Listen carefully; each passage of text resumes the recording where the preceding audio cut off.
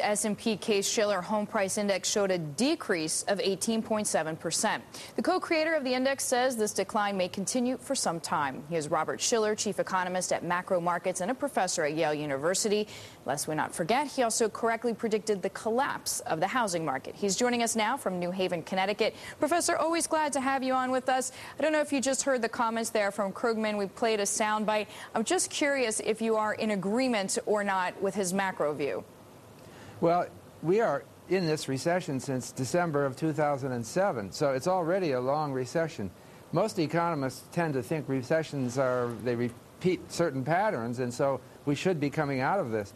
The question in my mind is not so much whether we're coming out of the recession, but what the next 5 or 10 years will look like. Whether we will get the economy growing well again or whether we'll be in a disappointing growth period. So housing prices, you say, are likely to continue to fall, and you talk about the snail pace. Give us the top 3 reasons why you think prices continue to go down. Well, the housing market is fundamentally different from the stock market or other speculative markets because the costs of trading are so high that it's just primarily homeowners who are trading in not this market. speculators. And so they think very differently, and so they're not trying to time the market, most of them. Very few people would sell out of the market altogether and rent because of falling prices.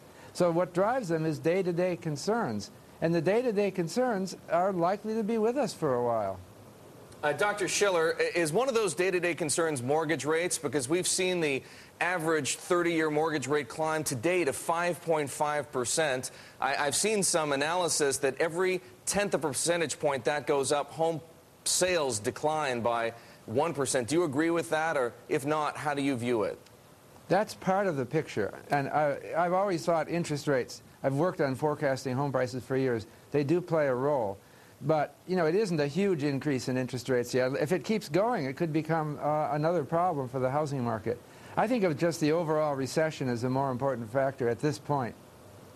Let's talk about pace then. I mean, you noted in some recent research, you said the last house price boom ended, at the end of 1990 to the 1991 recession. And home prices, you say, really didn't start moving upward at the end of that recession until about 1997. Do you think it's going to take that long or even longer this time around?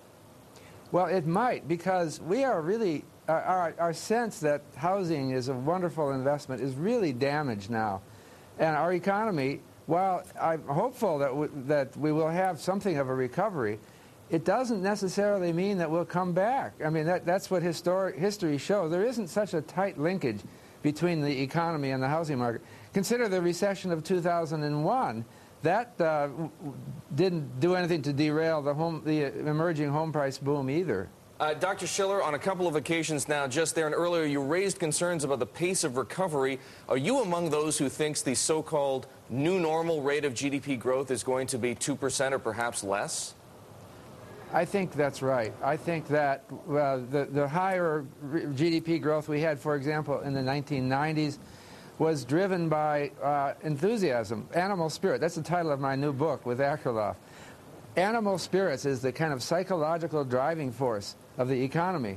When we're really excited, markets are booming, we're more entrepreneurial and we're more willing to sign contracts and do things. But we're now in a low animal spirits condition, and it's difficult to get out of. We can get out of it. We may have a recovery, but I suspect it will be a disappointing one. Well, we thank you very much, Professor Shiller, for your time. Professor Shiller there, coming to us there from Yale University.